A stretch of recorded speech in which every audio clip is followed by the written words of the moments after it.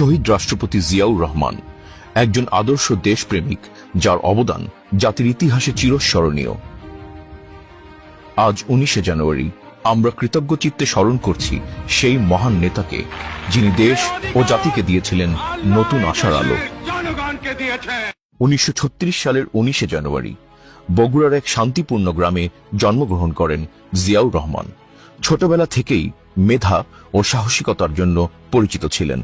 তার শৈশবের প্রতিটি অধ্যায়ে ফুটে উঠেছে দেশের প্রতি ভালোবাসা ও দায়িত্ববোধ। 1971 সালের মহান মুক্তিযুদ্ধে তার অবদান জাতি কখনোই ভুলতে পারবে না। চট্টগ্রামের কালুরঘাট বেতার কেন্দ্র থেকে স্বাধীনতার প্রথম ঘোষণা করেন জিয়াউর রহমান। যুদ্ধক্ষেত্রে তার চৌকস নেতৃত্বে মুক্তিযোদ্ধারা বীরত্বের সঙ্গে লড়াই করে। স্বাধীনতার পর যখন বাংলাদেশ চরম রাজনৈতিক সংকটে পড়ে, তখন জাতির ভবিষ্যৎ নিশ্চিত করতে জিয়াউর রহমান দেশের দায়িত্ব নিজ কাঁধে তুলে নেন। 1975 সালের পর দেশের সংকটময় সময়ে তিনি ছিলেন জাতির কর্ণধার। বহুদলীয় গণতন্ত্র প্রতিষ্ঠা করে তিনি বাংলাদেশের সকল জনগণের জন্য রাজনীতির পথ উন্মুক্ত করে দেন।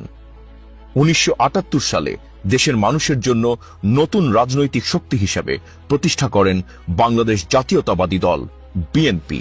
তিনি বহুদলীয় গণতন্ত্রের প্রবর্তন করেন, যা বাংলাদেশের রাজনৈতিক প্রেক্ষাপটে নতুন দিগন্ত উন্মোচন করে। তার ঘোষিত 19 দফা কর্মসূচি দেশের অর্থনৈতিক ও সামাজিক অগ্রগতিতে গুরুত্বপূর্ণ ভূমিকা পালন করে।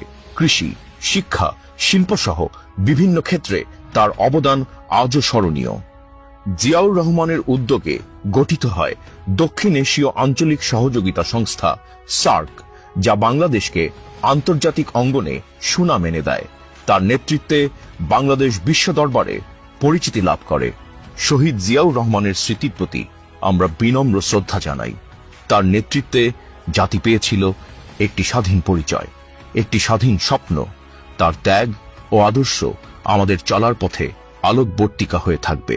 আমরা তার দেখানো পথ ধরে এগিয়ে যাব একটি গণতান্ত্রিক ও ন্যায়ভিত্তিক সমাজ প্রতিষ্ঠার লক্ষ্যে। আজ তার জন্মবার্ষিকীতে আমরা তার প্রতি গভীর শ্রদ্ধা জানাই। তার নেতৃত্ব, তার স্বপ্ন আজও আমাদের পথ প্রদর্শন করে। বিএনপি সবসময় জিয়াউর রহমানের আদর্শ ধারণ করে দেশ ও জনগণের জন্য কাজ করে যাবে।